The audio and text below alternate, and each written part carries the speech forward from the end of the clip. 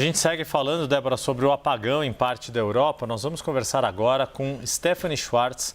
Ela é designer de conteúdo, mora em Barcelona e sofreu os impactos da falta de energia, mas conseguiu se conectar conosco. Stephanie, boa noite para você. São 5h03 da tarde, se eu não estou errando na conta, 10h03 da noite aí em Barcelona. Como é que está a situação de vocês neste momento?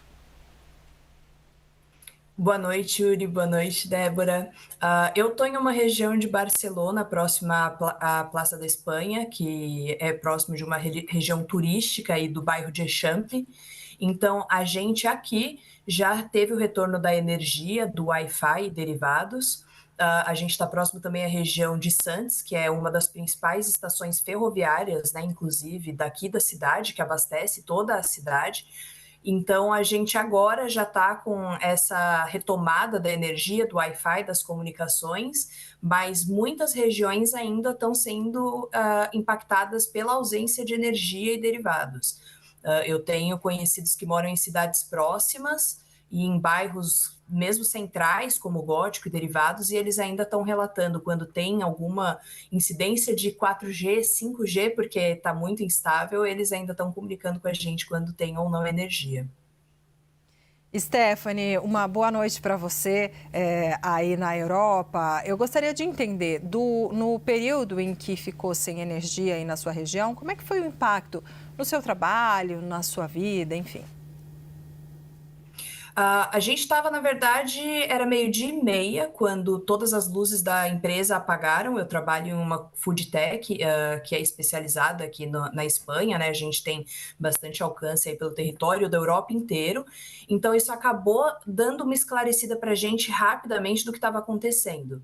Porque, primeiro, a energia acabou, mas por conta dos servidores da empresa, a gente ainda conseguiu ter acesso ao Wi-Fi por aproximadamente meia hora. Então, a gente começou a receber nos nossos celulares, por conta dessa conexão com o Wi-Fi da empresa, colegas de trabalho, amigos de outras empresas perguntando: você está sem energia? Você está sem energia? E a gente daí, num primeiro momento, pensou que era algo da própria companhia, que alguma coisa tinha acontecido nos servidores da empresa. Foi quando a gente começou a receber notícias de pessoas de outros países, como Portugal e França, falando: também estamos passando por um apagão.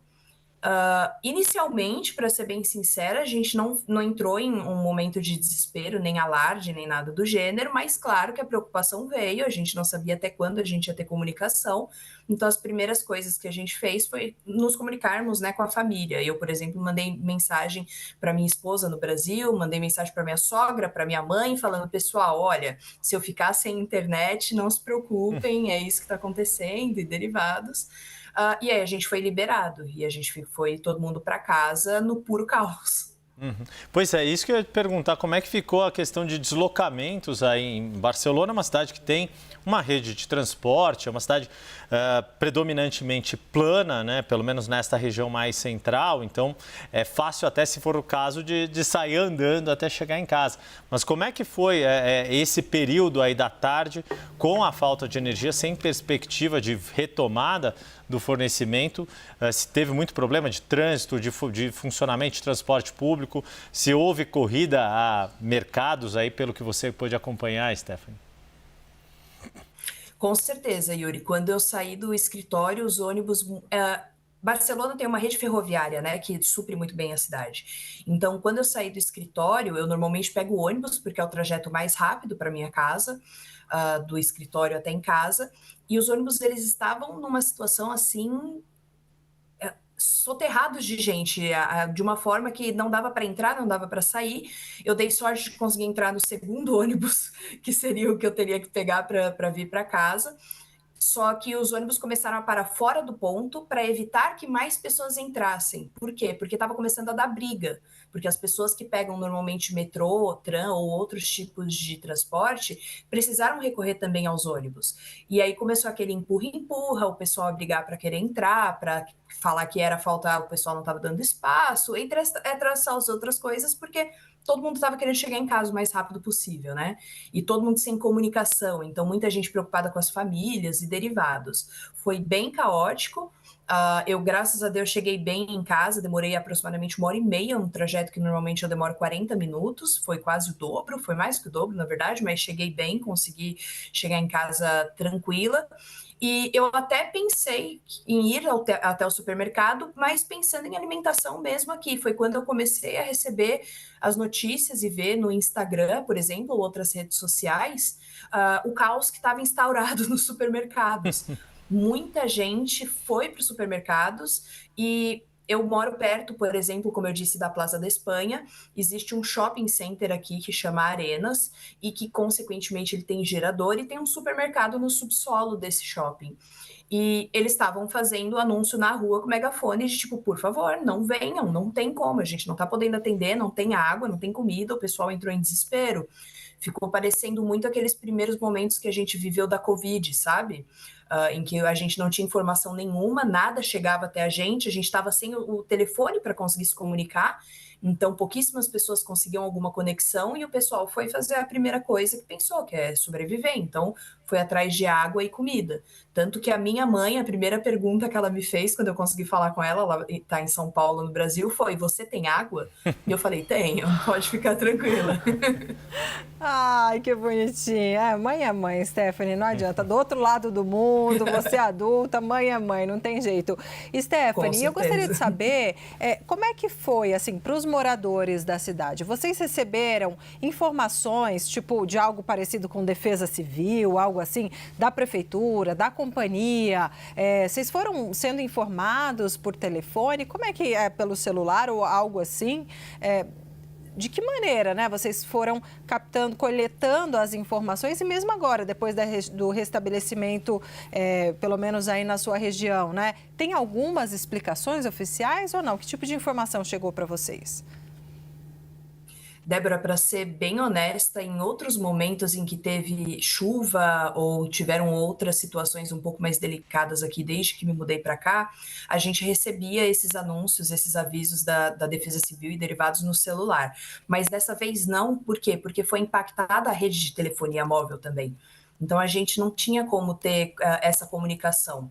Para ser 200% honesta com você, as primeiras notícias que vieram, elas foram de redes sociais, e então a gente esperava 2 ou 3 pessoas confirmarem para a gente não disseminar fake news nem nada do gênero.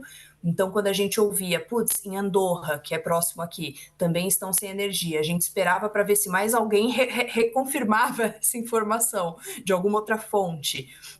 E para você ter ideia, eu em um momento em que eu consegui acesso via SMS, eu perguntei para minha esposa, que está no Brasil, falei: vê se você encontra alguma notícia, porque a gente está sem internet, a gente está sem comunicação, então se você tiver alguma coisa para me falar, já é alguma coisa.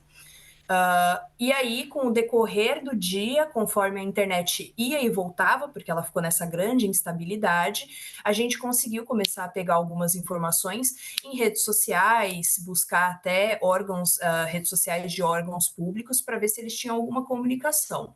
O que a gente sabe até agora é que a previsão era que voltasse em 6 a 10 horas o abastecimento de energia aqui na Espanha. Aqui onde eu estou demorou 6 horas exatamente, então foi dentro do prazo, mas sei que tem bairros que ainda estão sem suprimento e que foi por conta de uma sobrecarga. Foi uma sobrecarga entre a disponibilidade, né, o abastecimento e o uso de energia, que deu essa reação em cadeia, né? E quando a gente fala de Europa, a gente está falando de países que eles são, somados todos, eles dão o tamanho do Brasil. Então não é como o Brasil que tem vários pontos de abastecimento. A gente tem um que às vezes abastece mas dezenas de países. Então faz sentido terem essa reação em cadeia, né? Certo. Bom, olha, a mãe da Stephanie, pelo menos a Stephanie está bem. A senhora teve a prova aqui na TV que a Stephanie está tudo bem com ela, está com água, está com alimento, está com energia elétrica e sinal de telefone. Nós conversamos com a Stephanie Schwartz, brasileira, que mora na Espanha. Muito obrigada pelo seu relato, dividir aqui conosco esse momento difícil. Espero que fique tudo bem por aí. Obrigada. Obrigada, boa noite. Obrigado a Stephanie Schwartz falando com a gente direto de Barcelona.